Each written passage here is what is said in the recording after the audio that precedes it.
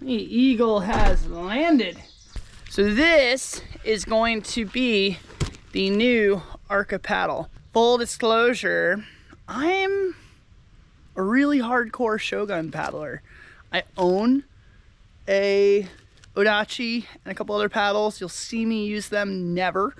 So if there's gonna be someone who is tough to win over, it's actually me, because I don't use a lot of these forward offset newfangled things very often. All of my paddles are right-hand 30-degree Shoguns. They're just either bent or straight. So this will be weird for me, but we'll give it an honest shake. Just first impressions, I wasn't sure how I was gonna feel about the red. It's definitely nice. The indexing and kind of hockey style grip on here feels good in the hand. Different, but it feels good in the hand. And yeah, that blade shape is definitely something new. I really like that this collar is overextended. This is traditionally the break point for most paddles. So going long and strong is going to distribute that force much better. Some paddles, this old AT2 for example, are a true two-piece.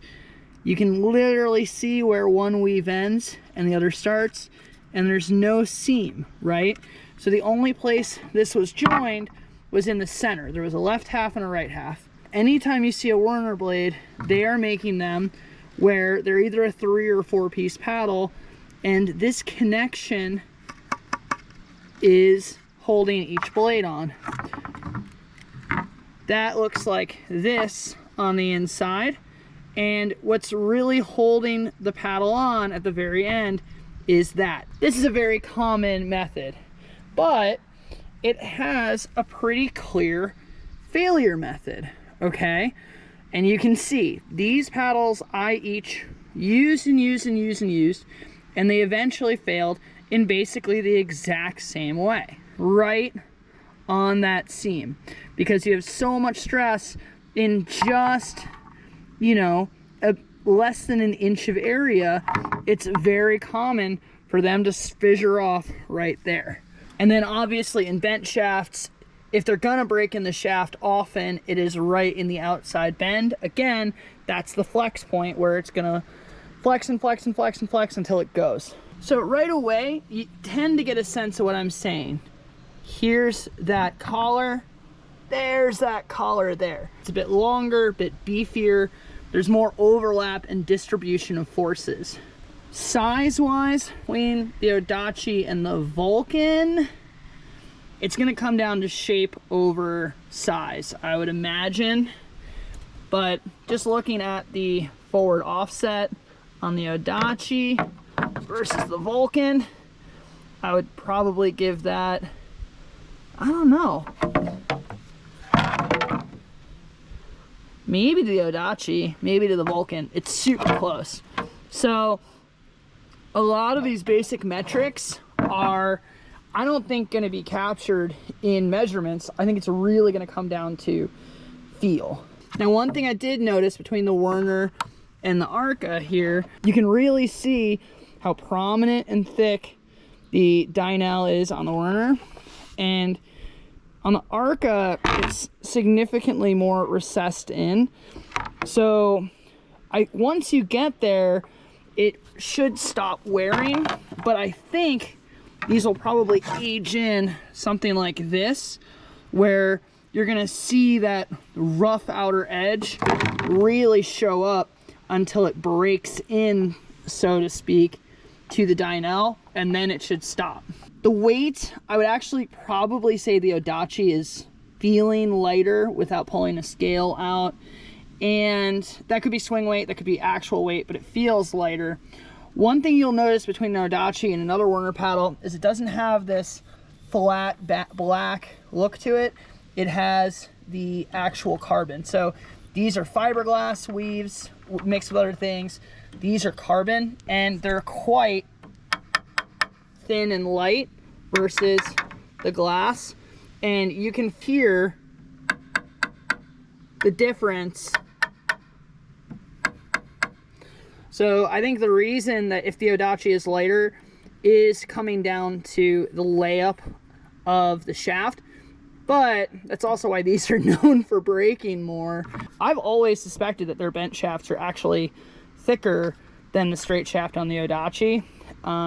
So in terms of longevity, that could be something to think about.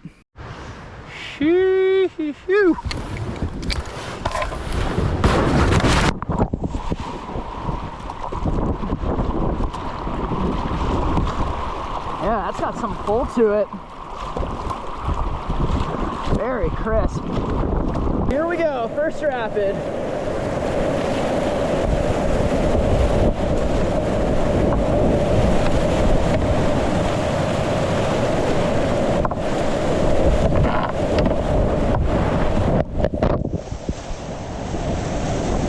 Woo, that is a little different.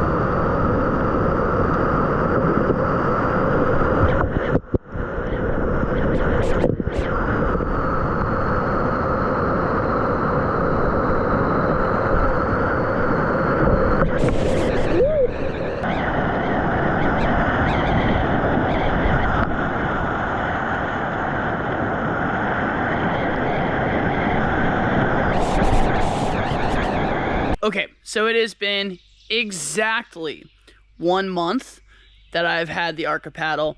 Let's go over to the van and pull it out and see how it's wearing in. So I will say I have really enjoyed the last month with this paddle. I was pretty skeptical. New company, new design, new yada yada, and I paddle what I paddle, not my preference. So I've been super impressed. I also did an interview I'm going to post with Andrew about how he makes his paddle. He gave a lot more details of the layup than I ever would have expected him to. And generally, just super impressed. So here we are, straight out of the van. Let's have a look. So as described, this is how the Kevlar, I thought it was Dynel, it's actually Kevlar, has broken in. So it has a bit of a rough surface in some places, but once it breaks in, you know, it really doesn't look different than anything that you're used to seeing. And you can see that his theory of the case that the Kevlar is promoting much better adhesion than Dynel does seem to be working. So full disclosure, while we were testing this paddle, actually Hannah and I broke 2 different Shogun blades. So I'm not into dissing one company to raise another, but we were not gentle. We were paddling low water because that's what we had.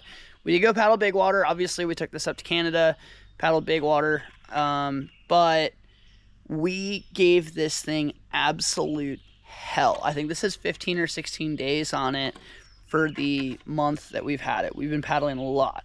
So if you see scratches and stuff, realize I put as much as some people put in a season in a couple weeks. So this is my left blade. This is the blade that I don't boof with nearly as much. So you can see it hasn't quite broken in as much as the right. And you got this little flyaway of Kevlar. So Andrew's concept here is kind of interesting. He's giving you 100% of the paddle, and then you're breaking it in. So you do have this period where there's going to be some little flyaways up here of Kevlar, but honestly, I don't care because the rest of it has been so brutally durable. The other thing that I will say I've sort of messed with and contended with while we were here is this shaft. Now, when it's dry, this feels tacky and like it has good grip. When it gets wet, I don't know if it's a matter of comparison because you have such amazing grip on the control hand side. It is amazing. I'm absolutely in love with it. I wish I could put this on all of my paddles, but you can't because they're pre-constructed. So what I've had to do on this side was grab some river sand and just rough up the gel coat just to have something to grip. Now, this is not uncommon. This is something I have to do with like pretty much every paddle, but because this finish is so smooth, it is accentuated. So I did have significant grip slip issues until I just bit the bullet and roughed up the paddle. So net, what do I think about this paddle? I think it has an unbelievable amount of power. I absolutely love boofing and creaking with it. The amount of bow rise that I'm able to get pulling off of a lip is nuts. I didn't remember having that amount of power out of an Odachi. I pulled my Odachi out, I paddled it. I didn't have that amount of power. So I don't know what the difference is, but it really is working. You can lay on it. It has a tiny bit more flex than some other paddles. So it was actually relatively easier on my body to pull this big honking thing around. I absolutely am probably going to just be paddling this for most of the rest of this season. I love it. It's super freaking durable. And I don't know, I'm not an easy person to win over. I change so much gear so often, and I just don't like changing my paddle around. But this is a sweet one. Now, one of the things that you do have to remember when you go to a forward offset paddle is that you do have some trade-offs just by design. So you have to really scull and feather your paddle differently. That really has to do with kind of how these paddles cup and grab water. The bracing is also different. So some of those stick handling differences, if you will, are there. But holy cow, does this thing just deliver horsepower. You absolutely have something to grab on and just go. And combined with the indexed grip and just the little detailed nuances of this paddle, for a first time builder manufacturer, even though he has a significant amount of time in the industry, this is an incredibly impressive output for such a project. Wasn't really sure what to expect. I am very, very, very happy with it and happy enough to put my name behind it. So We do have these at the shop. You can order through us and have them delivered anywhere. Definitely, like I said, check out that interview that we did together.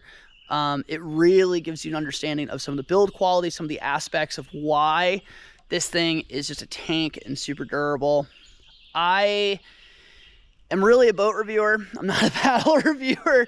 My understanding of these things is much more limited. I don't go back 30 years in a paddle shop. I go back 30 years in looking at boats. So I really wish I had more depth in terms of why paddles feel the way they do, but I don't. I can show you the construction, which I did. I just really hope that Andrew makes a non-offset standard traditional style paddle, because that would absolutely rip. Much as I love a forward offset paddle, that would be super, super cool to me. Swing by the shop, let me know you're coming. You can try one of these out. They are sick.